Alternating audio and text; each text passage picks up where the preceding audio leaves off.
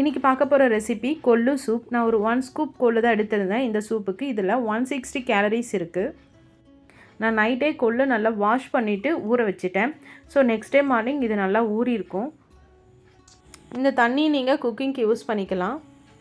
குக்கரில் இந்த கொள்ளு தண்ணியோடவே ஆட் பண்ணிக்கிறேன். ஒரு வெங்காயம் சின்னதாக நறுக்குனது, 2 பச்சை மிளகாய், கொஞ்சம் கொத்தமல்லி, ஒரு 7-8 பல்லு பூண்டு, அதுக்கப்புறம் கொஞ்சம் மிளகு சீரகம், தேவையான அளவு சால்ட்டு, கொஞ்சம் தண்ணி எக்ஸ்ட்ரா ஆட் பண்ணிக்கிறேன். இது வந்து ஒரு 4 to 5 விசில் வச்சா போதும்.